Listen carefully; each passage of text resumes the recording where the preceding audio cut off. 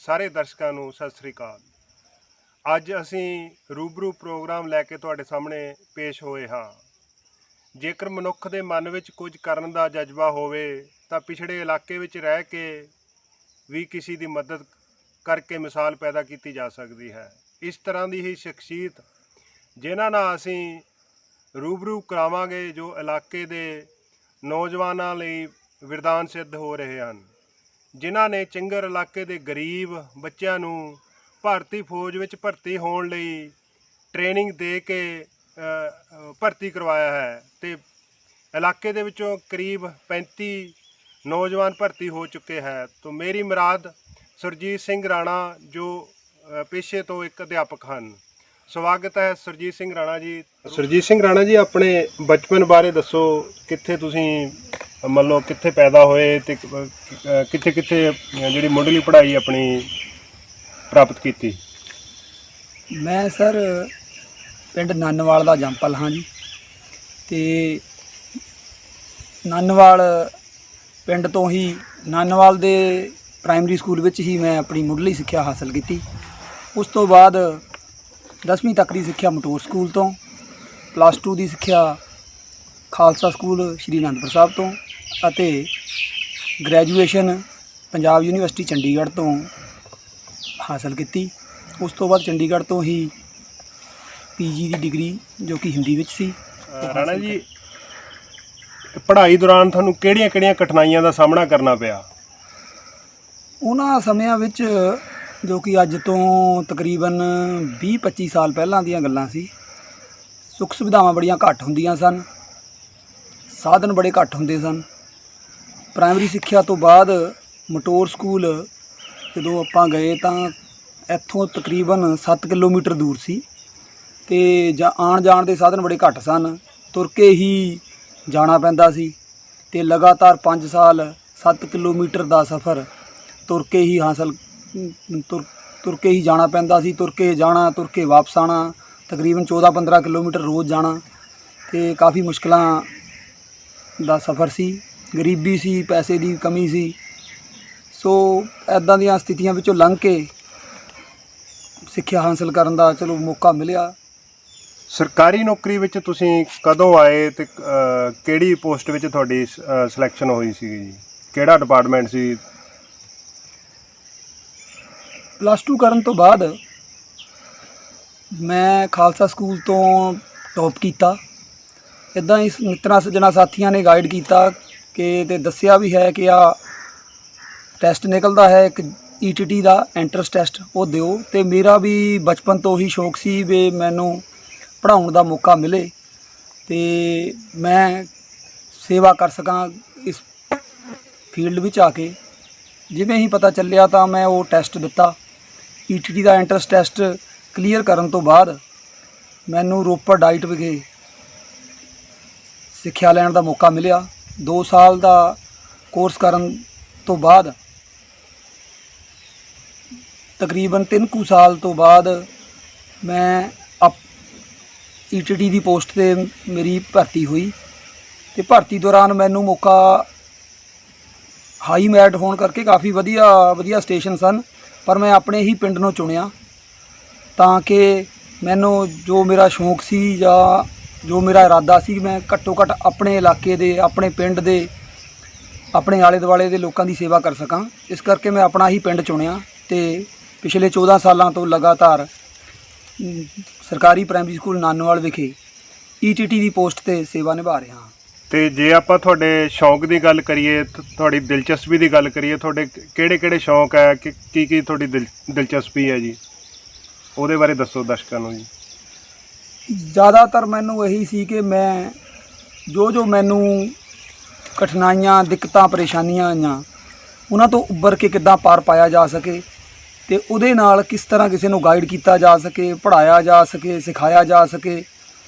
ते जो मुश्किलां मुसीबतां दा सामना मैं कीता वो होर बच्चे ना करन। इस करके मेरा मेन शौक यही सी कि मैं बच्चों नूं किसी ना किसी तरह पढ़ांदा रवां ते जो जिथे जिथे कोई अगवाई कर सकां तां करां। हुण भी लगातार ये काम जारी है। समाज सेवा के कामां विच ਲਗਾਤਾਰ ਜਾਰੀ ਮਿਹਨਤ ਕਰਦੇ ਰਹੀਦਾ। ਜਿੰਨਾ ਕੁਛ ਸਿੱਖ ਪਾਏ ਆ ਉਨਾ ਲਗਾਤਾਰ ਕੰਮ ਕਰੀ ਜਾਈਦਾ ਹੈ। ਤਕਰੀਬਨ ਪਿਛਲੇ 3-4 ਸਾਲਾਂ ਤੋਂ ਮੈਂ 20-25 ਬੁਢਾਪਾ ਪੈਨਸ਼ਨਾਂ ਲਗਵਾ ਚੁੱਕਾ ਹਾਂ। ਜ਼ਿਆਦਾਤਰ ਪਿੰਡਾਂ ਦੇ ਲੋਕਾਂ ਨੂੰ ਸੁੱਖ ਸੁਵਿਧਾਵਾਂ ਬਾਰੇ ਜ਼ਿਆਦਾ ਪਤਾ ਨਹੀਂ ਹੈ। ਅਗਰ ਪਤਾ ਵੀ ਹੈ ਤਾਂ ਉਹ ਦਫ਼ਤਰਾਂ ਵਿੱਚ ਜਾ ਕੇ ਖੱਜਲ ਖੁਆਰ ਹੁੰਦੇ ਹਨ ਅਤੇ ਥੱਕ ਹਾਰ ਕੇ ਬੈਠ ਜਾਂਦੇ ਹਨ। ਤੇ ਮੈਨੂੰ ਲੱਗਦਾ ਹੈ ਕਿ ਸਾਡੀ ਪੜ੍ਹਾਈ ਦਾ ਤਾਂ ਹੀ ਫਾਇਦਾ ਹੈ ਅਗਰ ਅਸੀਂ ਆਪਣੀ ਪੜ੍ਹਾਈ ਲਿਖਾਈ ਦੇ ਦਮ 'ਤੇ ਉਹਨਾਂ ਦੀ ਕੋਈ ਮਦਦ ਕਰ ਸਕੀਏ।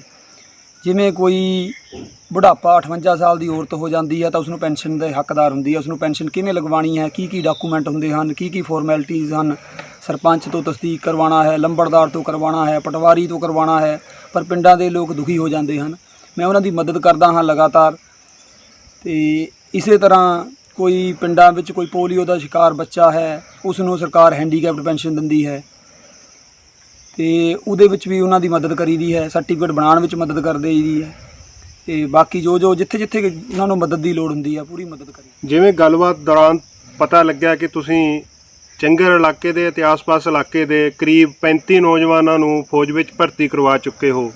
ਤੁਸੀਂ ਕਿਵੇਂ ਉਹਨਾਂ ਨੂੰ ਭਰਤੀ ਕਰਵਾ ਚੁੱਕੇ? ਕੀ ਉਹਨਾਂ ਨੂੰ ਟ੍ਰੇਨਿੰਗ ਦਿੰਦੇ ਹੋ? ਕੀ ਤੁਸੀਂ ਕਰਦੇ ਹੋ? ਮੈਂ ਸਰ ਖੁਦ ਵੀ ਡਿਸਟੈਂਸ ਰੇਸ ਵਿੱਚ ਭਾਗ ਲੈਂਦਾ ਰਿਹਾ ਹਾਂ। ਡਾਈਟ 2 ਸਾਲ ਦੇ ਕੋਰਸ ਦੌਰਾਨ ਮੈਂ ਸਟੇਟ ਖੇਡਾਂ ਤੱਕ ਭਾਗ ਲਿਆ, ਜਿਹਦੇ ਵਿੱਚ ਮੈਂ 5000 ਕਿਲੋਮੀਟਰ 3000 ਕਿਲੋਮੀਟਰ ਰੇਸ ਵਿੱਚ ਭਾਗ ਲੈਂਦਾ ਸਾਂ। ਜਦੋਂ ਮੈਂ ਕੋਰਸ ਦੌਰਾਨ ਸੇਵਾ ਵਿੱਚ ਆਇਆ ਉਸ ਤੋਂ ਬਾਅਦ ਨੌਕਰੀ ਤੋਂ ਮੈਂ ਦੇਖਿਆ ਕਿ ਕਾਫੀ ਸਾਰੇ ਪਿੰਡਾਂ ਦੇ ਬੱਚਿਆਂ ਦਾ ਕਰੇਜ਼ ਭਾਰਤੀ ਫੌਜ ਵਿੱਚ ਜਾਣ ਦਾ ਬਹੁਤ ਹੁੰਦਾ ਹੈ ਤੇ ਉਹ ਤਿਆਰੀ ਵੀ ਵਧੀਆ ਕਰਦੇ ਹਨ। ਮੈਨੂੰ ਵੀ ਦੌੜ ਲਗਾਉਣ ਦਾ ਸ਼ੌਂਕ ਸੀ। ਮੈਂ ਬੱਚੇ ਵੀ ਦੌੜ ਲਗਾਉਂਦੇ ਹੋਏ ਦੇਖਿਆ ਤੇ ਕਦੇ ਮੈਂ ਵੀ ਉਹਨਾਂ ਨਾਲ ਜੁਆਇਨ ਕਰਦਾ ਸੀ ਤੇ ਉਹ ਬੜੀ ਮਿਹਨਤ ਕਰਦੇ ਸਨ। ਗਰਾਊਂਡ 'ਤੇ ਦੌੜ ਲਗਾਉਂਦੇ ਸਨ, ਪਸੀਨਾ ਬਹਾਉਂਦੇ ਸਨ। ਪਰ ਜਦੋਂ ਉਹ ਸਾਰਾ ਕੁਝ ਕਲੀਅਰ ਕਰਕੇ ਗਰਾਊਂਡ ਕਲੀਅਰ ਕਰ ਲੈਂਦੇ ਸਨ ਪਰ ਜਦੋਂ ਉਹ ਰਿਟਨ ਟੈਸਟ ਦੀ ਵਾਰੀ ਆਉਂਦੀ ਸੀ ਤਾਂ ਉਹਦੇ ਵਿੱਚ ਉਹ ਪਿਛੜ ਜਾਂਦੇ ਸਨ। ਟੈਸਟ ਬਾਰੇ ਜ਼ਿਆਦਾ ਜਾਣਕਾਰੀ ਨਾ ਹੋਣ ਕਾਰਨ ਉਹ ਕਾਫੀ ਮਾਯੂਸੇ ਜਾਂਦੇ ਸਨ। ਕਾਫੀ ਸਾਰੇ ਕਦੇ ਖਬਰਾਂ ਸੁਣਨ ਨੂੰ ਮਿਲੀਆਂ ਕਿ ਇੱਕ ਬੱਚੇ ਨੇ ਟੈਸਟ ਕਲੀਅਰ ਨਾ ਹੋਣ ਕਾਰਨ ਖੁਦਕੁਸ਼ੀ ਕਰ ਲਈ। ਇਸ ਤਰ੍ਹਾਂ ਦੀਆਂ ਖਬਰਾਂ ਨੇ ਮੇਰੇ ਦਿਲ ਨੂੰ ਕਾਫੀ ਝੰਜੋੜਿਆ ਕਿ ਬੱਚੇ ਲਗਾਤਾਰ ਮਿਹਨਤ ਕਰਦੇ ਹਨ, ਪਰ ਰੁਜ਼ਗਾਰ ਨਾ ਮਿਲਣ ਦੇ ਕਾਰਨ ਉਹ ਇੱਦਾਂ ਦੇ ਭਿਆਨਕ ਕਦਮ ਉਠਾ ਲੈਂਦੇ ਹਨ। ਮੇਰੇ ਮਨ ਵਿੱਚ ਆਇਆ ਵੀ ਕਿਉਂ ਨਾ ਇਹਨਾਂ ਦੇ ਰਿਟਨ ਟੈਸਟ ਦੀ ਵੀ ਤਿਆਰੀ ਕਰਵਾਈ ਜਾਵੇ ਤਾਂ ਕਿ ਇਹ ਉਸ ਵਿੱਚ ਆਪਣੀ ਸਫਲਤਾ ਪ੍ਰਾਪਤ ਕਰ ਸਕਣ। ਤੇ ਗਰੀਬ ਇਲਾਕਾ ਹੋਣ ਕਾਰਨ ਕਾਫੀ ਸਾਰੇ ਅਨੰਦਪੁਰ ਸਾਹਿਬ ਦੇ ਲਾਗੇ ਨੰਗਲ, ਕੀਰਤਪੁਰ, ਚੰਡੀਗੜ੍ਹ ਕਾਫੀ ਇੰਸਟੀਚਿਊਟ ਹਨ ਜੋ ਕਿ ਬੱਚਿਆਂ ਨੂੰ ਟ੍ਰੇਨਿੰਗ ਦਿੰਦੇ ਹਨ, ਪਰ ਉਹਦੀਆਂ ਫੀਸਾਂ ਬਹੁਤ ਜ਼ਿਆਦਾ ਹੋਣ ਕਾਰਨ ਬੱਚੇ ਉੱਥੇ ਜੁਆਇਨ ਨਹੀਂ ਕਰ ਪਾਉਂਦੇ। ਤੇ ਮੇਰੇ ਮਨ ਵਿੱਚ ਆਇਆ ਕਿਉਂ ਨਾ ਇਹਨਾਂ ਨੂੰ ਫ੍ਰੀ ਆਫ ਕੋਸਟ ਪੜ੍ਹਾਇਆ ਜਾਵੇ ਤਾਂ ਕਿ ਇਹਨਾਂ ਦਾ ਵੀ ਮਸਲਾ ਹੱਲ ਹੋ ਜਾਵੇ ਅਤੇ ਮੇਰੇ ਵੀ ਆਤਮਿਕ ਸੰਤੁਸ਼ਟੀ ਮੈਨੂੰ ਮਿਲੇ। ਮੈਂ ਪਿਛਲੇ 7-8 ਸਾਲਾਂ ਤੋਂ ਫਿਰ ਲਗਾਤਾਰ ਇਹ ਕੰਮ ਸ਼ੁਰੂ ਕੀਤਾ ਤੇ ਪਹਿਲਾਂ ਘੱਟ ਕਾਮਯਾਬੀਆਂ ਮਿਲੀਆਂ। ਹੌਲੀ ਜਿਸ ਤਰ੍ਹਾਂ ਪਤਾ ਲੱਗਿਆ ਕਿਸ ਤਰ੍ਹਾਂ ਦਾ ਸਿਲੇਬਸ ਹੈ, ਕਿਸ ਤਰ੍ਹਾਂ ਦੀ ਪੜ੍ਹਾਈ ਹੈ, ਖੁਦ ਵੀ ਤਿਆਰ ਕੀਤਾ, ਬੱਚਿਆਂ ਨੂੰ ਵੀ ਹੌਲੀ ਤਿਆਰ ਕਰਵਾਇਆ ਤੇ ਹੁਣ ਲਗਾਤਾਰ ਇਹ ਕੰਮ ਜਾਰੀ ਹੈ। ਤੇ ਹੁਣ ਮੇਰੇ ਤਕਰੀਬਨ 30-35 ਬੱਚੇ ਆਰਮੀ ਵਿੱਚ ਭਰਤੀ ਹੋ ਚੁੱਕੇ ਹਨ ਤੇ ਹੁਣ ਵੀ ਯਤਨ ਜਾਰੀ ਹਨ। ਜੇ ਆਪਾਂ ਗੱਲ ਕਰੀਏ ਸੁਰਜੀਤ ਜੀ ਵੀ ਹੁਣ ਜਿਹੜਾ ਕਰੋਨਾ ਤੋਂ ਪਹਿਲਾਂ ਜੀ ਜਿਵੇਂ ਤੁਸੀਂ ਨੌਜਵਾਨਾਂ ਨੂੰ ਪੇਪਰ ਦੀ ਤਿਆਰੀ ਕਰਵਾਉਂਦੇ ਸੀ ਉਦੋਂ ਕੁਝ ਮਾਹੌਲ ਹੋਰ ਸੀ, ਹੁਣ ਕਰੋਨਾ ਦੇ ਦੌਰਾਨ ਬੱਚਿਆਂ ਨੂੰ ਕਿਵੇਂ ਤੁਸੀਂ ਤਿਆਰੀ ਕਰਵਾ ਰਹੇ ਹੋ? ਕਰੋਨਾ ਤੋਂ ਪਹਿਲਾਂ ਤਾਂ ਬੜਾ ਸੁਖਾਵਾਂ ਮਾਹੌਲ ਸੀ। ਮੈਂ ਬੱਚਿਆਂ ਨੂੰ ਆਪਣੇ ਘਰ ਜਾਂ ਕਿਸੇ ਨਿੱਜੀ ਥਾਂ ਤੇ ਬੁਲਾ ਕੇ ਉਹਨਾਂ ਨੂੰ ਲਗਾਤਾਰ ਟ੍ਰੇਨਿੰਗ ਦਿੰਦਾ ਸੀ। ਮਾਹੌਲ ਪੂਰਾ ਸਿੱਖਿਆਦਾਇਕ ਸੀ ਤੇ ਉਸ ਦੌਰਾਨ ਹਿਮਾਚਲ ਦੇ ਊਨਾ ਸ਼ਹਿਰ ਵਿੱਚ ਭਰਤੀ ਰੈਲੀ ਹੋਈ ਸੀ। ਉਸ ਵਿੱਚ ਚੰਗਰ ਇਲਾਕੇ ਦੇ ਖਾਸ ਕਰ ਹਿਮਾਚਲ ਦੇ ਏਰੀਏ ਦੇ ਕਾਫੀ ਬੱਚਿਆਂ ਨੇ ਦੌੜ ਕਲੀਅਰ ਕੀਤੀ ਤੇ ਉਹਨਾਂ ਦਾ ਰਿਟਨ ਟੈਸਟ ਸੀ। ਉਸ ਦੀ ਤਿਆਰੀ ਲਗਾਤਾਰ ਚੱਲ ਰਹੀ ਸੀ ਜੋ ਕਿ 29 ਮਾਰਚ ਨੂੰ ਹੋਣਾ ਸੀ ਤੇ ਉਦੋਂ ਤੱਕ 18 ਤਰੀਕ ਤੱਕ ਮੈਂ ਲਗਾਤਾਰ ਉਹਨਾਂ ਨੂੰ ਟ੍ਰੇਨਿੰਗ ਦੇ ਰਿਹਾ ਸੀ। ਪਰ ਉਸ ਤੋਂ ਬਾਅਦ ਲੋਕਡਾਊਨ ਹੋ ਗਿਆ ਤੇ ਉਹਨਾਂ ਦੀ ਭਰਤੀ ਦੀ ਤਰੀਕ ਵੀ ਅੱਗੇ ਪੈ ਗਈ ਤੇ ਫਿਰ ਉਹ ਸਾਨੂੰ ਮਜਬੂਰਨ ਬੰਦ ਕਰਨਾ ਪਿਆ। ਪਰ ਥੋੜ੍ਹੇ ਦਿਨਾਂ ਤੋਂ ਬਾਅਦ ਮੈਨੂੰ ਥੋੜ੍ਹੇ ਦਿਨਾਂ 'ਤੇ ਇਹ ਅਹਿਸਾਸ ਹੋ ਗਿਆ ਕਿ ਇਸ ਤਰ੍ਹਾਂ ਅਗਰ ਬੱਚਿਆਂ ਨੂੰ ਛੱਡ ਦਿੱਤਾ ਗਿਆ ਫਿਰ ਤਾਂ ਉਹ ਸਾਰਾ ਕੁਝ ਭੁੱਲ ਜਾਣਗੇ। ਅਤੇ ਮੈਂ ਅੱਜ ਦੇ ਪ੍ਰਿੰਟ ਮੀਡੀਆ, ਸੋਸ਼ਲ ਮੀਡੀਆ ਦੇ ਯੁੱਗ ਵਿੱਚ ਸੋਚਿਆ ਵੀ ਕਿਉਂ ਨਾ ਕੋਈ ਅਜਿਹਾ ਉਪਰਾਲਾ ਕੀਤਾ ਜਾਵੇ ਜਿਸ ਨਾਲ ਬੱਚੇ ਵੀ ਪੜ੍ਹਾਈ ਨਾਲ ਜੁੜੇ ਰਹਿਣ ਅਤੇ ਮੈਨੂੰ ਵੀ ਲੱਗੇ ਕਿ ਮੈਂ ਵੀ ਸਮਾਜ ਵਿੱਚ ਪੜ੍ਹਾਈ ਲਈ ਕੋਈ ਨਾ ਕੋਈ ਯੋਗਦਾਨ ਪਾ ਰਿਹਾ ਹਾਂ।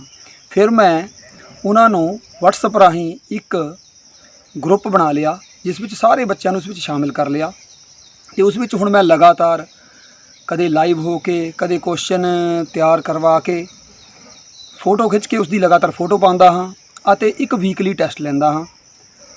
ਅਤੇ ਉਸ ਵਿੱਚ ਤਕਰੀਬਨ 42 ਬੱਚੇ ਹੁਣ ਸਿੱਖਿਆ ਲੈ ਰਹੇ ਹਨ ਉਸ ਗਰੁੱਪ ਵਿੱਚ। ਅਤੇ ਮੈਂ ਲਗਾਤਾਰ ਉਸ ਵਿੱਚ ਹਰ ਰੋਜ਼ ਅਲੱਗ-ਅਲੱਗ ਵਿਸ਼ੇ ਦੇ ਜੋ ਕਿ ਭਰਤੀ ਵਿੱਚ ਕੰਮ ਆਉਂਦੇ ਹਨ, ਜਿਵੇਂ ਕਿ ਸਾਇੰਸ ਹੈ, GK ਹੈ, ਮੈਥ ਹੈ, ਇਹਨਾਂ ਦੇ ਅਲੱਗ-ਅਲੱਗ ਵਿਸ਼ਿਆਂ ਦੇ 10 ਤੋਂ ਲੈ ਕੇ 20 ਪ੍ਰਸ਼ਨ ਹਰ ਰੋਜ਼ ਉਸ ਵਿੱਚ ਪਾਉਂਦਾ ਹਾਂ ਅਤੇ ਹਫ਼ਤੇ ਬਾਅਦ ਉਹਨਾਂ ਦਾ ਬੱਚਿਆਂ ਦਾ ਟੈਸਟ ਲੈਂਦਾ ਹਾਂ। ਅਤੇ ਅਲੱਗ-ਅਲੱਗ ਸੋਸ਼ਲ ਮੀਡੀਆ, ਜ਼ੂਮ ਐਪ, ਇਸ ਤਰ੍ਹਾਂ ਅਸੀਂ ਉਹਨਾਂ ਨਾਲ ਮੀਟਿੰਗ ਕਰਦੇ ਹਾਂ ਅਤੇ ਕੋਸ਼ਿਸ਼ ਕਰਦੇ ਹਾਂ ਕਿ ਉਹਨਾਂ ਦੀ ਤਿਆਰੀ ਲਗਾਤਾਰ ਜਾਰੀ ਰਹੇ।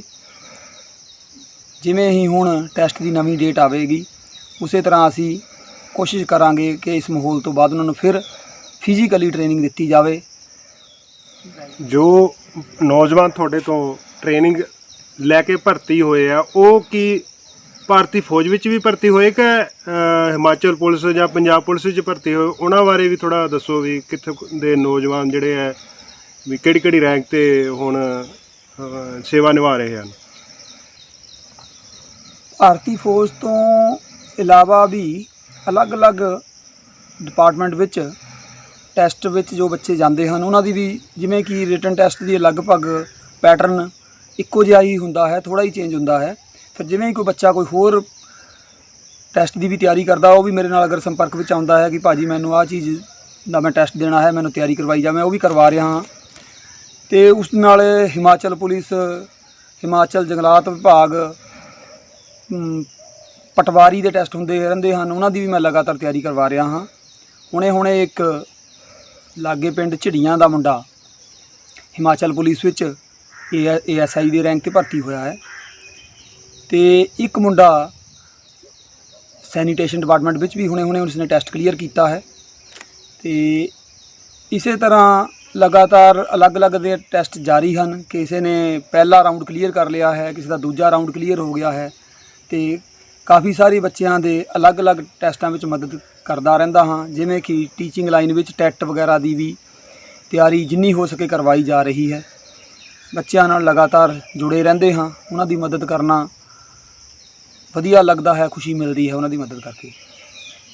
ਜਿਵੇਂ ਤੁਸੀਂ ਨੌਜਵਾਨਾਂ ਨੂੰ ਫ੍ਰੀ ਟ੍ਰੇਨਿੰਗ ਦੇ ਰਹੇ ਹੋ ਅਤੇ ਟ੍ਰੇਨਿੰਗ ਦੇਣ ਤੋਂ ਬਾਅਦ ਹੁਣ ਜਦੋਂ ਤੁਹਾਡੇ 35 ਦੇ ਕਰੀਬ ਨੌਜਵਾਨ ਭਰਤੀ ਹੋ ਕੇ ਵੱਖ-ਵੱਖ ਡਿਪਾਰਟਮੈਂਟ ਵਿੱਚ ਸੇਵਾ ਨਿਭਾ ਰਹੇ ਹਨ, ਤੁਹਾਨੂੰ ਕਿਸ ਤਰ੍ਹਾਂ ਦਾ ਮਹਿਸੂਸ ਹੋ ਰਿਹਾ ਹੈ? ਜਦੋਂ ਵੀ ਉਹਨਾਂ ਨੂੰ ਮਿਲੀਦਾ ਹੈ, ਆ ਕੇ ਉਹ ਮਿਲਦੇ ਹਨ, ਜੱਫੀ ਪਾ ਕੇ ਮਿਲਦੇ ਹਨ, ਪੈਰੀ ਹੱਥ ਲਾਉਂਦੇ ਹਨ, ਤਾਂ ਇੰਨੀ ਆਤਮਿਕ ਸੰਤੁਸ਼ਟੀ ਮਿਲਦੀ ਹੈ ਕਿ ਲੱਗਦਾ ਹੈ ਕਿ ਪਰਮਾਤਮਾ ਨੇ ਜਿਸ ਕੰਮ ਲਈ ਭੇਜਿਆ ਹੈ ਉਸ ਕੰਮ ਵਿੱਚ ਕੁਝ ਹੱਦ ਤੱਕ ਸਫਲ ਹੋਏ ਹਾਂ। ਪਰ ਨਾਲ ਇੱਕ ਜ਼ਿੰਮੇਵਾਰੀ ਦਾ ਵੀ ਅਹਿਸਾਸ ਹੁੰਦਾ ਹੈ ਕਿ ਇਹ ਜ਼ਿੰਮੇਵਾਰੀ ਹਜੇ ਮੁੱਕੀ ਨਹੀਂ ਹੈ, ਸਾਡੇ ਸਿਰ 'ਤੇ ਬੜੀ ਵੱਡੀ ਜ਼ਿੰਮੇਵਾਰੀ ਹੈ। ਐਂ ਲੱਗਦਾ ਹੈ ਕਿ ਕਿਸੇ ਦੀ ਅਗਰ ਮਦਦ ਕਰ ਪਾਈਏ ਤਾਂ ਹੋਰ ਕਰੀਏ। ਮੇਰਾ ਮਨ ਤੋਂ ਨਿਸ਼ਚਾ ਹੈ ਕਿ ਘੱਟੋ ਘੱਟ ਮੈਂ 100 ਬੱਚਿਆਂ ਨੂੰ ਅਗਰ ਰੁਜ਼ਗਾਰ ਲਵਾ ਸਕਾਂ ਤਾਂ ਪਰਮਾਤਮਾ ਦੇ ਦਿੱਤੇ ਹੋਏ ਇਸ ਜੀਵਨ ਵਿੱਚ ਮੈਂ ਆਪਣੇ ਆਪ ਨੂੰ ਸਫਲ ਸਮਝਾਂਗਾ। ਜਦੋਂ ਤੱਕ ਸਾਹ ਜਾਰੀ ਹਨ ਕਿ ਯਤਨ ਜਾਰੀ ਰਹਿਣਗੇ। ਇਹ ਜੋ ਤੁਸੀਂ ਨਿਸ਼ਕਾਮ ਸੇਵਾ ਕਰ ਰਹੇ ਹੋ, ਨੌਜਵਾਨਾਂ ਨੂੰ ਟ੍ਰੇਨਿੰਗ ਦੇ ਕੇ ਕਿੱਤੇ ਯੋਗ ਬਣਾ ਕੇ ਤੇ ਉਹਨਾਂ ਨੂੰ ਹੁਣ ਵੱਖ-ਵੱਖ ਡਿਪਾਰਟਮੈਂਟਾਂ ਵਿੱਚ ਭਰਤੀ ਕਰਵਾ ਰਹੇ ਹੋ, ਤੁਸੀਂ ਉਹਨਾਂ ਨੌਜਵਾਨਾਂ ਤੋਂ ਕੀ ਆਸ ਰੱਖਦੇ ਹੋ ਦਾ ਕੀ ਇਛਾਵਾਂ ਹੈ, ਮੰਨ ਲਓ ਚਾਹੁੰਦੇ ਹੋ ਤੁਸੀਂ ਉਹ ਵੀ ਮੰਨ ਲਓ ਸੇਵਾ ਕਰਨ ਉਸ ਹਿਸਾਬ ਨਾਲ? ਮੈਂ ਸਰ ਇਹੀ ਚਾਹੁੰਦਾ ਹਾਂ ਕਿ ਜਦੋਂ ਬੰਦੇ ਦੀਆਂ ਮਟੀਰੀਅਲਿਸਟਿਕ ਨੀਡਾਂ, ਜੋ ਵੀ ਨੀਡਸ ਉਹਨਾਂ ਦੀਆਂ ਪੂਰੀਆਂ ਹੋ ਜਾਂਦੀਆਂ ਹਨ ਤਾਂ ਉਹਨਾਂ ਨੂੰ ਬਾਕੀ ਚੀਜ਼ਾਂ, ਪਦਾਰਥਵਾਦੀ ਸੋਚ ਨੂੰ ਛੱਡ ਦੇਣਾ ਚਾਹੀਦਾ ਹੈ। ਅਤੇ ਉਹ ਵੀ ਜਿਵੇਂ ਅਸੀਂ ਅੱਜ ਦੀ ਡੇਟ 'ਚ 30-35 ਬੱਚਿਆਂ ਦਾ ਹੱਥ ਫੜ ਪਾਏ ਹਾਂ, ਉਹਨਾਂ ਨੂੰ ਕਾਮਯਾਬ ਕਰ ਪਾਏ ਹਾਂ, ਅਗਰ ਉਹ ਵੀ 5-5, 4-4, 10-10 ਬੱਚਿਆਂ ਨੂੰ ਕਾਮਯਾਬ ਕਰਨ ਤਾਂ ਅਸੀਂ ਬਹੁਤ ਸਾਰੇ ਬੱਚਿਆਂ ਨੂੰ, ਬਹੁਤ ਸਾਰੇ ਨੌਜਵਾਨਾਂ ਨੂੰ ਅੱਜ ਦੀ ਮੁਸ਼ਕਿਲ ਘੜੀ ਵਿੱਚ ਕਾਮਯਾਬ ਕਰਨ ਵਿੱਚ ਆਪਣੇ ਆਪ ਨੂੰ ਸਫਲ ਕਰ ਪਾਵਾਂਗੇ। ਤੇ ਮੈਂ ਇਹੀ ਉਮੀਦ ਕਰਦਾ ਹਾਂ ਕਿ ਹਰ ਬੱਚਾ ਜੋ ਵੀ ਆਪਣੇ ਕਿੱਤੇ ਤੇ ਰੁਜ਼ਗਾਰ ਤੇ ਪਹੁੰਚਿਆ ਹੈ, ਉਹ ਜਿਸ ਤਰ੍ਹਾਂ ਦਾ ਉਸਨੂੰ ਗਿਆਨ ਹੋਇਆ ਹੈ, ਅਗਰ ਆਰਮੀ ਵਿੱਚ ਗਿਆ ਹੈ ਤਾਂ ਯਕੀਨਨ ਹੈ ਬਹੁਤ ਕੁਝ ਸਿੱਖ ਕੇ ਆਵੇਗਾ, ਬਹੁਤ ਕੁਝ ਸਿੱਖ ਰਿਹਾ ਹੈ, ਉਹ ਬਾਕੀ ਬੱਚਿਆਂ ਦੀ ਮਦਦ ਕਰੇ। ਜੋ ਪੁਲਿਸ ਵਿੱਚ ਗਿਆ ਹੈ ਉਹ ਪੁਲਿਸ ਦੀ ਭਰਤੀ ਦੌਰਾਨ ਬੱਚਿਆਂ ਨੂੰ ਗਾਈਡ ਕਰੇ। ਜੋ ਅਧਿਆਪਨ ਲਾਈਨ ਵਿੱਚ ਗਿਆ ਹੈ ਉਹ ਇਸ ਲਾਈਨ ਵਿੱਚ ਆਪਣੀਆਂ ਸੇਵਾਵਾਂ ਦੇਵੇ, ਨਿਸ਼ਕਾਮ ਸੇਵਾ ਕਰੇ ਤਾਂ ਬਹੁਤ ਹੀ ਖੁਸ਼ੀ ਹੋਵੇਗੀ।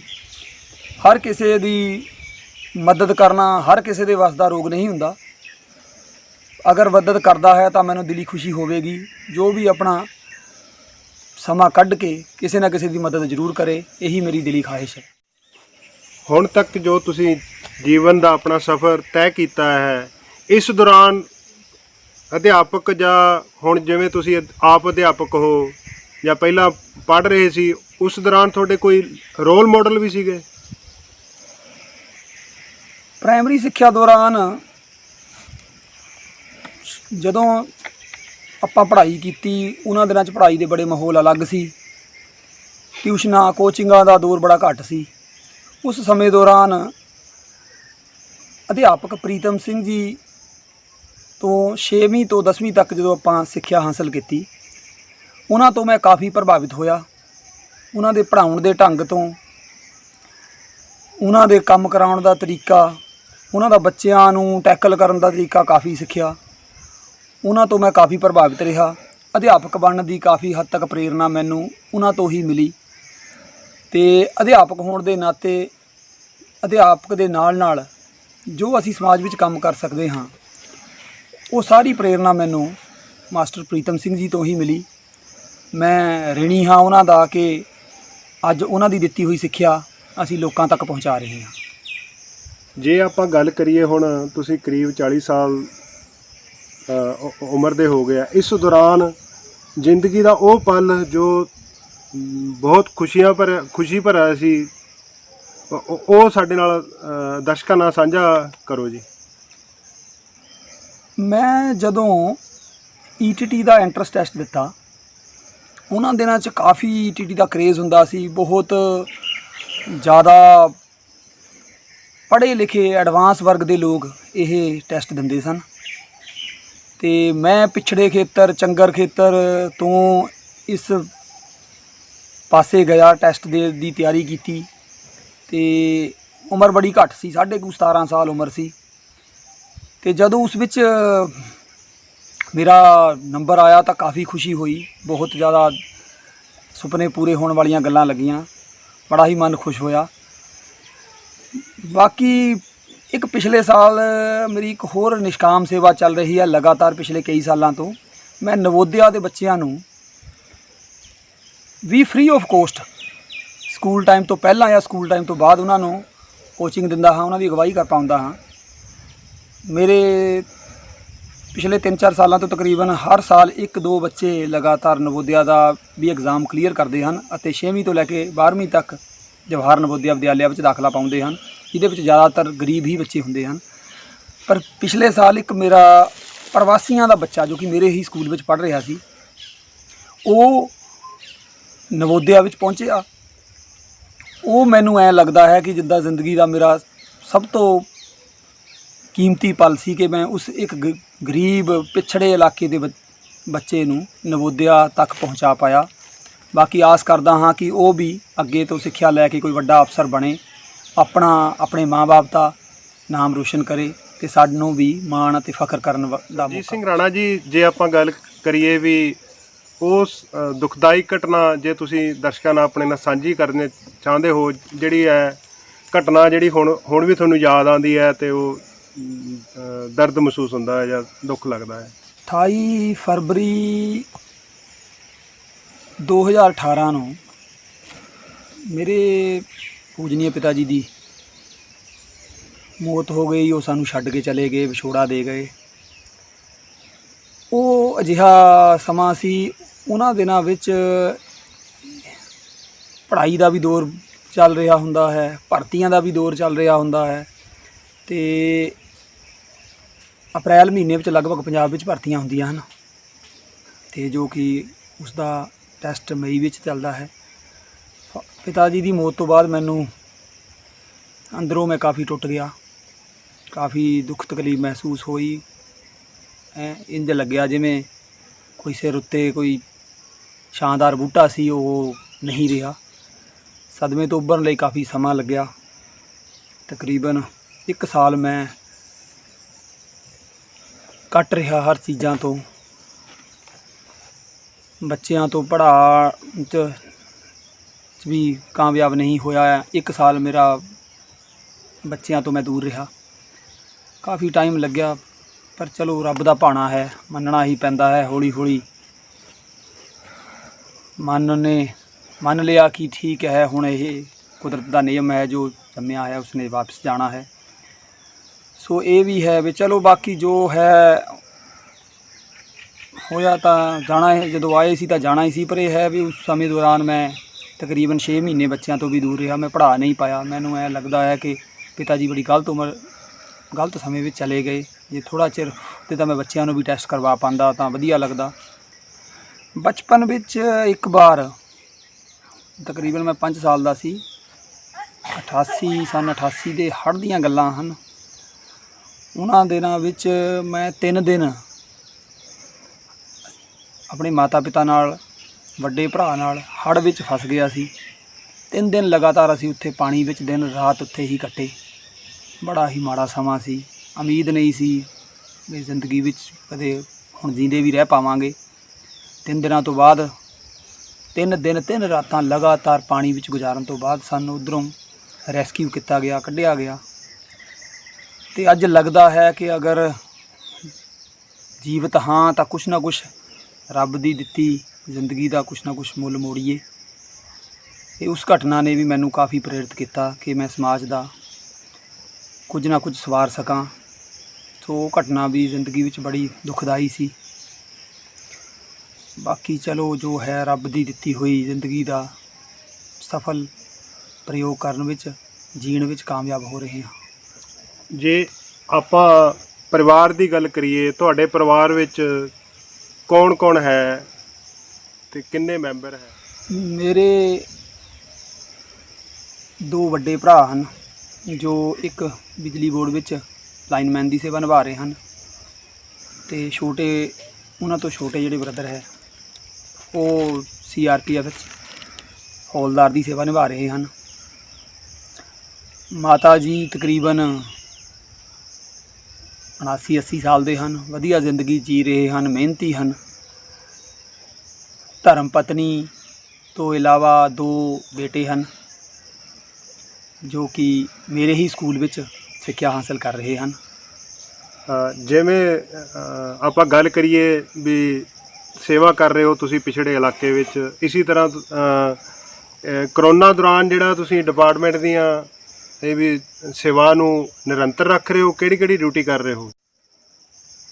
ਕਰੋਨਾ ਦੌਰਾਨ ਲਗਾਤਾਰ ਸਰਕਾਰ ਦੀਆਂ ਹਦਾਇਤਾਂ ਅਨੁਸਾਰ ਕੰਮ ਕਰ ਰਹੇ ਹਾਂ। ਜਿਹੜੀ ਵਿਭਾਗ ਵੱਲੋਂ ਸੇਵਾ ਲਗਾਈ ਜਾਂਦੀ ਹੈ ਉਸ ਨੂੰ ਤਨਦੇਹੀ ਨਾਲ ਨਿਭਾਉਣ ਦੀ ਕੋਸ਼ਿਸ਼ ਕਰਦੇ ਹਾਂ। ਸ਼ੁਰੂ ਵਿੱਚ ਤਹਿਸੀਲਦਾਰ ਆਫਿਸ ਵਿੱਚ ਬਣਾਏ ਗਏ ਕੰਟਰੋਲ ਰੂਮ 'ਤੇ ਲਗਾਤਾਰ ਸੇਵਾ ਨਿਭਾਈ, ਅਲੱਗ-ਅਲੱਗ ਸ਼ਿਫਟਾਂ ਵਿੱਚ ਅਲੱਗ-ਅਲੱਗ ਡਿਊਟੀਆਂ ਦਿੱਤੀਆਂ। ਉਸ ਤੋਂ ਬਾਅਦ 11 ਦਿਨ ਲਗਾਤਾਰ ਹਿਮਾਚਲ ਨਾਲ ਲੱਗਦੇ ਲਮਲੈੜੀ ਬ੍ਰਿਜ ਨਾਕੇ 'ਤੇ ਸੇਵਾ ਨਿਭਾਈ, ਅਤੇ ਹੁਣ ਵੀ ਪਿੰਡ ਵਿੱਚ ਕੀਤੇ ਗਏ ਕੁਆਰੰਟਾਈਨ, ਜੋ ਵੀ ਬਾਹਰੋਂ ਆਏ ਹਨ ਉਹਨਾਂ ਨੂੰ ਕੁਆਰੰਟਾਈਨ ਕੀਤਾ ਗਿਆ ਹੈ ਪਿੰਡ ਉਹਨਾਂ ਨਾਲ ਸੰਬੰਧਿਤ ਹੁਣ ਵੀ ਸੇਵਾ ਨਿਭਾ ਰਹੇ ਹਾਂ। ਉਹਨਾਂ ਦੀ ਜਾਂਚ ਵਗੈਰਾ ਕੀਤੀ ਜਾ ਰਹੀ ਹੈ ਅਤੇ ਲਗਾਤਾਰ ਮਹਿਕਮੇ ਨੂੰ ਉਹਨਾਂ ਬਾਰੇ ਦੱਸਿਆ ਜਾ ਰਿਹਾ ਹੈ। ਬਾਕੀ ਮੈਂ ਪਿਛਲੇ ਤਕਰੀਬਨ 5-6 ਸਾਲਾਂ ਤੋਂ ਬਤੌਰ ਬੂਥ ਲੈਵਲ ਆਫੀਸਰ ਸੇਵਾ ਨਿਭਾ ਰਿਹਾ ਹਾਂ, ਜਿਸ ਵਿੱਚ ਮੇਰੇ ਕੋਲ ਰਾਮਪੁਰ, ਜੱਜਰ ਅਤੇ ਨਾਨੋਵਾਲ ਇਹ ਹਲਕੇ ਸਨ, ਅਤੇ ਪਿਛਲੇ ਸਮੇਂ ਤੋਂ ਹੁਣ ਨਾਨੋਵਾਲ ਅਲੱਗ ਬੂਥ ਬਣਾ ਦਿੱਤਾ ਗਿਆ ਹੈ, ਅਤੇ ਮੈਂ 145 ਨੰਬਰ ਬੂਥ 'ਤੇ BLO ਦੀ ਲਗਾਤਾਰ ਸੇਵਾ ਨਿਭਾ ਰਿਹਾ ਹਾਂ। ਜਿਵੇਂ ਤੁਸੀਂ ਦੱਸਿਆ ਕਿ ਤੁਹਾਡੇ ਜਿਹੜੇ ਦੋਨੇ ਬੱਚੇ ਹੈ ਉਹ ਤੁਹਾਡੇ ਕੋਲ ਤੁਸੀਂ ਆਪਣੇ ਸਕੂਲ ਹੀ ਪੜ੍ਹਾ ਰਹੇ ਹੋ। ਕੀ ਸੋਚ ਕੇ ਤੁਸੀਂ ਪੜ੍ਹਾ ਰਹੇ ਹੋ ਕਿ ਮੰਨ ਲਓ ਲੋਕਾਂ ਨੂੰ ਦੱਸਣ ਲਈ ਵੀ ਜਦੋਂ ਅਸੀਂ ਬੱਚਿਆਂ ਨੂੰ ਇੱਥੇ ਸਰਕਾਰੀ ਸਕੂਲਾਂ 'ਚ ਪੜ੍ਹਾ ਰਹੇ ਹੋ ਤੁਸੀਂ ਵੀ ਵੱਧ ਤੋਂ ਵੱਧ ਜਿਹੜਾ ਸਰਕਾਰੀ ਸਕੂਲਾਂ 'ਚ ਬੱਚਿਆਂ ਨੂੰ ਪੜ੍ਹਾਓ? ਮੈਂ ਖੁਦ ਆਪਣੇ ਪਿੰਡ ਦੇ ਸਰਕਾਰੀ ਸਕੂਲ ਵਿੱਚ ਹੀ ਸਿੱਖਿਆ ਹਾਸਲ ਕੀਤੀ। ਸਥਿਤੀਆਂ ਕਾਫੀ ਨਾਜ਼ੁਕ ਹੁੰਦੀਆਂ ਸਨ ਉਹਨਾਂ ਦਿਨਾਂ ਵਿੱਚ, ਪਰ ਫਿਰ ਵੀ ਸਰਕਾਰੀ ਅਧਿਆਪਕ ਬਹੁਤ ਹੀ ਵਧੀਆ ਮਿਹਨਤੀ ਅਧਿਆਪਕ ਹਨ, ਇਹ ਮੇਰਾ ਮੰਨਣਾ ਹੈ। ਅਤੇ ਹੁਣ ਵੀ ਮੈਂ ਲਗਾਤਾਰ ਇਸੀ ਥੀਮ ਨੂੰ ਮੰਨਦਾ ਹਾਂ। ਇਸੇ ਕਰਕੇ ਮੈਨੂੰ ਪਤਾ ਹੈ ਕਿ ਅਸੀਂ ਪ੍ਰਾਇਮਰੀ ਅਧਿਆਪਕ, ਸੈਕੰਡਰੀ ਅਧਿਆਪਕ, ਜੋ ਵੀ ਸਰਕਾਰੀ ਅਧਿਆਪਕ ਹਨ ਉਹ ਬਹੁਤ ਹੀ ਔਖੀਆਂ ਪ੍ਰੀਖਿਆਵਾਂ ਪਾਸ ਕਰਕੇ ਆਉਂਦੇ ਹਨ, ਬਹੁਤ ਹੀ ਕਾਬਲ ਹਨ। ਇਸ ਕਰਕੇ ਮੇਰਾ ਮੰਨਣਾ ਹੈ ਕਿ ਸਰਕਾਰੀ ਸਕੂਲ ਬਹੁਤ ਵਧੀਆ ਸਕੂਲ ਹਨ, ਬੱਚਿਆਂ ਨੂੰ ਉੱਥੇ ਸਭ ਤੋਂ ਵਧੀਆ ਸਿੱਖਿਆ ਮਿਲਦੀ ਹੈ। ਬਾਕੀ ਸਰਕਾਰੀ ਸਕੂਲਾਂ ਵਿੱਚ ਬੱਚਿਆਂ ਨੂੰ ਅਲੱਗ-ਅਲੱਗ ਵਰਗਾਂ ਦੇ ਬੱਚੇ ਪੜ੍ਹਦੇ ਹਨ, ਬੱਚਿਆਂ ਨੂੰ ਬਹੁਤ ਕੁਝ ਸਿੱਖਣ ਨੂੰ ਮਿਲਦਾ ਹੈ ਅਤੇ ਬੱਚਿਆਂ ਨੂੰ ਉਹਨਾਂ ਨਾਲ ਰੂਬਰੂ ਹੋ ਕੇ ਔਖੇ ਸੌਖੇ, ਸੁੱਖ ਦੁੱਖ, ਅਲੱਗ-ਅਲੱਗ ਤਰ੍ਹਾਂ ਦੀਆਂ ਘੜੀਆਂ ਸਿੱਖਣ ਨੂੰ ਮਿਲਦੀਆਂ ਹਨ। ਜ਼ਿੰਦਗੀ ਦਾ ਇਹੀ ਫਲਸਫਾ ਹੈ, ਜੋ ਔਖੇ ਸਮੇਂ ਵਿੱਚੋਂ ਤਪ ਕੇ ਲੰਘਦਾ ਹੈ ਉਸ ਦਾ ਕੱਲ੍ਹ ਨੂੰ ਸੌਖਾ ਸਮਾਂ ਵੀ ਆਵੇਗਾ। ਸੋ ਮੇਰਾ ਇਹ ਯਤਨ ਹੈ ਕਿ ਬੱਚਿਆਂ ਨੂੰ ਹਰ ਤਰ੍ਹਾਂ ਦੀਆਂ ਸਥਿਤੀਆਂ ਤੋਂ ਰੂਬਰੂ ਕਰਾਇਆ ਜਾਵੇ ਅਤੇ ਬੱਚਿਆਂ ਨੂੰ ਵੱਧ ਤੋਂ ਵੱਧ ਅਜਿਹੇ ਮਾਹੌਲ ਵਿੱਚ ਸਿੱਖਿਆ ਦਿੱਤੀ ਜਾਵੇ ਜਿਸ ਵਿੱਚ ਉਹਨਾਂ ਨੂੰ ਹਰ ਪਾਸਿਓਂ ਕੱਢ ਕੇ ਸਿੱਖਿਆ ਹਾਸਲ ਹੋਵੇ। ਤੁਹਾਡੇ ਬੇਟੇ ਕਿਹੜੀ ਕਲਾਸ 'ਚ ਪੜ੍ਹ ਰਹੇ ਇਸ ਟਾਈਮ ਜੀ? ਮੇਰਾ ਵੱਡਾ ਬੇਟਾ ਇਸ ਸਮੇਂ ਚੌਥੀ ਜਮਾਤ ਵਿੱਚ ਸਿੱਖਿਆ ਹਾਸਲ ਕਰ ਰਿਹਾ ਹੈ ਅਤੇ ਛੋਟਾ ਬੇਟਾ ਮੇਰਾ ਪ੍ਰੀ ਪ੍ਰਾਇਮਰੀ 2 ਵਿੱਚ ਸਿੱਖਿਆ ਹਾਸਲ ਕਰ ਰਿਹਾ ਹੈ। ਜੇ ਆਪਾਂ ਗੱਲ ਸਿੱਖਿਆ ਵਿਭਾਗ ਦੀ ਕਰੀਏ, ਕੀ ਤੁਹਾਨੂੰ ਹੁਣ ਲੱਗ ਰਿਹਾ ਹੈ ਕਿ ਵੀ ਇਹ ਆਧੁਨਿਕ ਸਮੇਂ ਅਨੁਸਾਰ ਜਿਹੜਾ ਇਹ ਡਿਪਾਰਟਮੈਂਟ ਵਿੱਚ ਵੀ ਤਬਦੀਲੀਆਂ ਆਈਆਂ ਜਾਂ ਇਹਦੇ ਬਾਰੇ ਦੱਸੋ? ਹਾਂਜੀ, ਪਿਛਲੇ ਤਕਰੀਬਨ 3-4 ਸਾਲਾਂ ਤੋਂ ਅਧਿਆਪਨ ਕਿੱਤੇ ਵਿੱਚ ਕਾਫੀ ਨਵੇਂ ਪ੍ਰਯੋਗ ਹੋ ਰਹੇ ਹਨ, ਨਵੀਆਂ ਸੁਵਿਧਾਵਾਂ ਦਾ ਆਗਾਜ਼ ਹੋ ਰਿਹਾ ਹੈ। ਔਨਲਾਈਨ ਸਿੱਖਿਆ, ਵਧੀਆ ਬਿਲਡਿੰਗਾਂ ਸਰਕਾਰ ਖਰਚ ਕਰ ਰਹੀ ਹੈ, ਅਧਿਆਪਕ ਬੜਾ ਯਤਨ ਕਰ ਰਹੇ ਹਨ। ਲੋਕਡਾਊਨ ਦੌਰਾਨ ਸਰਕਾਰੀ ਸਕੂਲਾਂ ਵਿੱਚ ਦਿੱਤੀ ਜਾ ਰਹੀ ਸਿੱਖਿਆ ਬਹੁਤ ਹੀ ਕਾਰਗਰ ਸਿੱਧ ਹੋ ਰਹੀ ਹੈ। ਬਾਕੀ ਸਕੂਲਾਂ ਵਿੱਚ ਕਾਫੀ ਵਧੀਆ ਸੁਵਿਧਾਵਾਂ, ਪ੍ਰੋਜੈਕਟਰ ਲਗਾਏ ਜਾ ਰਹੇ ਹਨ, ਸਕੂਲਾਂ ਨੂੰ ਕਾਫੀ ਨਵੀਨੀ ਰੂਪ ਦਿੱਤਾ ਜਾ ਰਿਹਾ ਹੈ। ਕੈਮਰੇ, CCTV ਕੈਮਰੇ ਲਗਾਤਾਰ ਸਕੂਲਾਂ ਵਿੱਚ ਲਗਾਏ ਜਾ ਰਹੇ ਹਨ। ਸੋ ਉਮੀਦ ਕੀਤੀ ਜਾ ਰਹੀ ਹੈ ਕਿ ਇਸ ਲਾਈਨ ਵਿੱਚ ਵੀ ਸਰਕਾਰ ਦੇ ਯਤਨਾਂ ਸਦਕਾ ਅਤੇ ਅਧਿਆਪਕਾਂ ਦੇ ਸਹਿਯੋਗ ਸਦਕਾ ਕਾਫੀ ਕ੍ਰਾਂਤੀਕਾਰੀ ਯੁੱਗ ਸ਼ੁਰੂ ਹੋ ਰਿਹਾ ਹੈ ਅਤੇ ਉਮੀਦ ਕਰੀਏ ਕਿ ਆਉਣ ਵਾਲੇ ਸਮੇਂ ਵਿੱਚ ਇਹ ਯਤਨ ਜਾਰੀ ਰਹਿਣਗੇ ਅਤੇ ਕਾਫੀ ਵਧੀਆ ਸਿੱਖਿਆ ਪਛੜੇ ਵਰਗ ਦੇ ਗਰੀਬ ਤਬਕਾ ਹਾਸਲ ਕਰੇਗਾ। ਜੋ ਤੁਸੀਂ ਨੌਜਵਾਨਾਂ ਨੂੰ ਟ੍ਰੇਨਿੰਗ ਦਿੰਦੇ ਹੋ, ਉਹ ਉਸ ਸਮੇਂ ਦੌਰਾਨ ਜਦੋਂ ਬੱਚੇ ਤੁਹਾਡੇ ਕੋਲ ਪੜ੍ਹਨ ਆਉਂਦੇ ਆ, ਕੀ ਤੁਹਾਡੇ ਪਰਿਵਾਰ ਦਾ, ਪਤਨੀ ਦਾ ਜਾਂ ਮਾਤਾ ਦਾ ਤੁਹਾਨੂੰ ਸਹਿਯੋਗ? ਪਰਿਵਾਰ ਨੂੰ ਜਿਵੇਂ ਪਤਾ ਹੈ ਕਿ ਅਸੀਂ ਜਿਸ ਤਰ੍ਹਾਂ ਦੇ ਹਾਲਾਤ ਵਿੱਚੋਂ ਲੰਘ ਕੇ ਆਏ ਹਾਂ ਅਤੇ ਇਸੇ ਤਰ੍ਹਾਂ ਹਰ ਬੱਚਾ ਇਸੇ ਤਰ੍ਹਾਂ ਦੇ ਹਾਲਾਤ ਵਿੱਚੋਂ ਲੰਘ ਰਿਹਾ ਹੈ ਅਤੇ ਪਰਿਵਾਰ, ਜਿਸ ਇਨਸਾਨ ਨੇ ਖੁਦ ਤਕਲੀਫ ਹੰਢਾਈ ਹੋਵੇ ਉਹ ਦੂਜੇ ਦੀ ਤਕਲੀਫ ਨੂੰ ਬੜੀ ਆਸਾਨੀ ਨਾਲ ਸਮਝ ਸਕਦਾ ਹੈ। ਸੋ ਇਸ ਕਰਕੇ ਮੇਰੇ ਪਰਿਵਾਰ ਦਾ, ਧਰਮ ਪਤਨੀ ਦਾ, ਮਾਤਾ ਪਿਤਾ ਦਾ, ਭਰਾਵਾਂ ਦਾ, ਸਭ ਦਾ ਪੂਰਾ ਸਹਿਯੋਗ ਰਹਿੰਦਾ ਹੈ। ਸਭ ਹੀ ਮੈਨੂੰ ਹੱਲਾਸ਼ੇਰੀ ਦਿੰਦੇ ਹਨ ਅਤੇ ਮਿਹਨਤ ਕਰਨ ਲਈ ਪ੍ਰੇਰਿਤ ਕਰਦੇ ਹਨ। ਜਦੋਂ ਮੈਨੂੰ ਸਾਰੇ ਪਾਸਿਆਂ ਤੋਂ ਵਧੀਆ ਸਹਿਯੋਗ ਮਿਲਦਾ ਹੈ ਤਾਂ ਮੈਂ ਵੀ ਹੋਰ ਤਨਦੇਹੀ ਨਾਲ ਮਿਹਨਤ ਕਰਨ ਲਈ ਪ੍ਰੇਰਿਤ ਰਹਿੰਦਾ ਹਾਂ। ਪਰਿਵਾਰ ਦਾ ਸਹਿਯੋਗ ਹੋਣਾ ਬਹੁਤ ਜ਼ਰੂਰੀ ਹੈ, ਸਿਆਣਿਆਂ ਦਾ ਆਸ਼ੀਰਵਾਦ ਹੋਣਾ ਬਹੁਤ ਹੀ ਜ਼ਰੂਰੀ ਹੈ। ਸੋ ਉਹਨਾਂ ਦਾ ਮੈਨੂੰ ਪੂਰਾ ਸਹਿਯੋਗ ਲਗਾਤਾਰ ਮਿਲਦਾ ਹੈ ਅਤੇ ਮਿਲ ਰਿਹਾ ਹੈ। ਉਮੀਦ ਕਰਾਂ ਕਿ ਲਗਾਤਾਰ ਹੀ ਉਹ ਮੇਰਾ ਸਹਿਯੋਗ ਕਰਨਗੇ। ਅਤੇ ਅੰਤ ਵਿੱਚ ਆਪਾਂ ਜੇ ਗੱਲ ਕਰੀਏ ਵੀ ਤੁਸੀਂ ਇਸ ਸਮੇਂ ਨੌਜਵਾਨ ਅਤੇ ਸਮਾਜ ਨੂੰ ਕੀ ਸੰਦੇਸ਼ ਦੇਣਾ ਚਾਹੁੰਦੇ ਹੋ? ਇਹੀ ਚਾਹੁੰਦਾ ਹਾਂ ਕਿ ਅੱਜ ਦਾ ਜੋ ਸਮਾਂ ਹੈ ਬਹੁਤ ਹੀ ਤਬਦੀਲੀ ਵਾਲਾ ਸਮਾਂ ਹੈ। ਬਹੁਤ ਜਲਦੀ ਤਬਦੀਲੀਆਂ ਹੋ ਰਹੀਆਂ ਹਨ ਸਮਾਜ ਵਿੱਚ। ਜਿਵੇਂ ਚੰਗੇ ਕੰਮ ਵੀ ਬਹੁਤ ਜਲਦੀ ਹੋ ਰਹੇ ਹਨ, ਪਰ ਮਾੜੇ ਕੰਮਾਂ ਦਾ ਵੀ ਬੜਾ ਪ੍ਰਭਾਵ ਹੈ। ਜਿਵੇਂ ਅੱਜ ਕੱਲ੍ਹ ਕਰੋਨਾ ਦਾ ਦੌਰ ਚੱਲ ਰਿਹਾ ਹੈ, ਬਿਮਾਰੀਆਂ ਵੀ ਵੱਧ ਰਹੀਆਂ ਹਨ, ਨਸ਼ੇ ਵੀ ਵੱਧ ਰਹੇ ਹਨ। ਅਤੇ ਮੈਂ ਲਗਾਤਾਰ ਸਭ ਤੋਂ ਇਹੀ ਉਮੀਦ ਕਰਦਾ ਹਾਂ, ਸਮਾਜ ਤੋਂ, ਆਪਣੇ ਪੜ੍ਹਾਏ ਹੋਏ ਬੱਚਿਆਂ ਤੋਂ ਉਮੀਦ ਕਰਦਾ ਹਾਂ ਕਿ ਉਹ ਇਸ ਤਰ੍ਹਾਂ ਦੇ ਸਮੇਂ ਵਿੱਚ ਲੋਕਾਂ ਨੂੰ ਮਾੜੇ ਕੰਮਾਂ ਤੋਂ ਹਟਾ ਕੇ ਚੰਗੇ ਕੰਮਾਂ ਵੱਲ ਤੋਰਨ, ਆਪ ਵੀ ਸਹਿਯੋਗ ਕਰਨ, ਲੋਕਾਂ ਨੂੰ ਵੀ ਪ੍ਰੇਰਿਤ ਕਰਨ, ਗਰੀਬ ਦੀ ਬਾਂਹ ਫੜਨ, ਮਜ਼ਲੂਮ ਦੀ ਮਦਦ ਕਰਨ। ਇਹ ਮੈਂ ਲਗਾਤਾਰ ਆਪਣੇ ਬੱਚਿਆਂ ਤੋਂ ਉਮੀਦ ਕਰਦਾ ਹਾਂ ਕਿ ਉਹ ਇਸ ਕੰਮ ਵਿੱਚ ਕਾਮਯਾਬ ਹੋਣ।